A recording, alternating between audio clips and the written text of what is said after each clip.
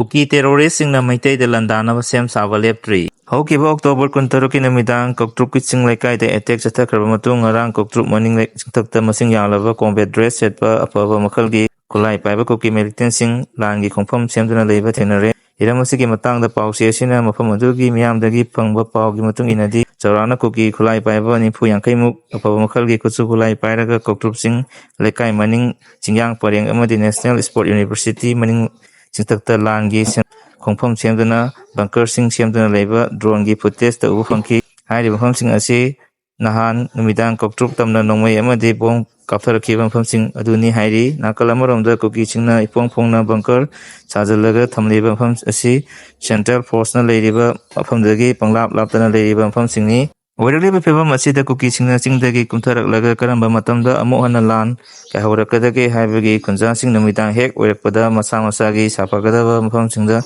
changjafam lawduna leinari hairi sakangdaba chingna JP Women College Gate mamangda bom ama thamjilamle ngasi ayuk sakangdaba chingna nupi singtaki oina leiriba JP Women College mamangda bom ama thamjilamle Manipur Police Bomb Detection and Disposal Squad ki experts singna bom modu asoi angam yaudana lawthokre hairi thakdok asigi matangda press na phangba paw amagi matung ina ngasi ayuk nongalamdaida college ki gate mamangda bom leiramba thenarakhibani down weak fascist education system honor the right of proletarian students free education movements glory to the proletarian student haina angang musuna iba a force khara bom adu da napsalaga college ki hek gate mamangda thamlongkhibani hairi bom thamjalamagi pawda hek phangbaga Imphal police station ki team ama laktuna insangki bom adu gi liver adu discharge tawduna lerambadagi pairubada khudong tiningai oigadaba oibana bom experts kauduna ayuk pung 6 impurom taba aduaida asoi angam yaudana dispose tawki bom adu lokholaba matung ayuk pung 3 kumrom taba adu waida lamphel game village ki dumping site tabakai hanki bom adu kanana karigidamakta thamjalamibino haiba chap chaba hujik phawa oina khangba ngamdre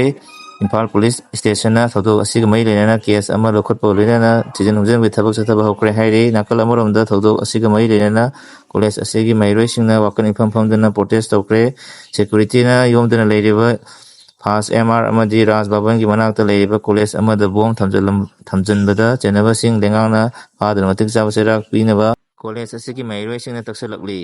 Sabungko Kunogi Labukta Logiering Eda Kuki militant singna nongmai round manga rong kaptharaktuna landa salakre Imphal East District ki manung chanba lamlai kendra ki manung chana leiba Sabungko Kunogi longmi isin inaw singna low loknaba labuk sarpada Kuki Khutlai Paibasingna usit thawaida utuna manak nakpa Chingthakta lauksalapga amadi huisen na singba khongjalaktuna karem pathainabagi thabak anda marak yamna toina tatharakle ngarang numidang wairamsu punjasina labukta logye ringi matamda manak nakpa Chingthakta ki Kuki militant singna nongmai round manga rom kapsalaktuna landarakre hairi nongmai kapsalapagi thodok asi ngarang numidang wairam pung 3:35 rom ta matamda Sabungko Kunogi leibung makhong haina khangnaba lakon asida logyeba loisalaba matam amadi Sabungko Kuno maning singda khunja singna sing yalingai matamda Kuki militant singna manang nakpada leiriba Chingthakta ki nongmai round manga rong kapsalaktuna landarakhi maduda Sabungko Kuno gi Gitanjali haina khangnaba pham asida leiriba sekon asida mari suba maha regiment amadi police outpost ki kanguna handana nongmai kapa tawkide hairi paw asina hai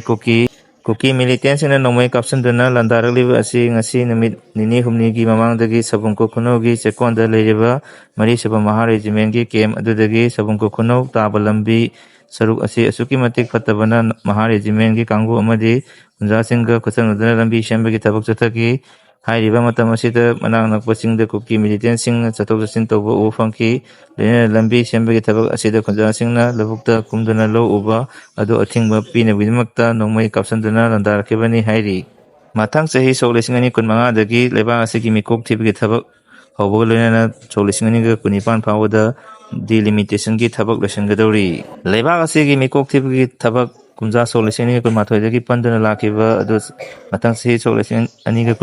dagi hawraga 2026 ta mikok thibagi thabak loisalagani amaromda mikok thibagi thabak ase hek loibaga Lok Sabha gi nationwide delimitation ki thabak hawraga kumja 2019 phawada mapung phana loisanaba sem sare hairi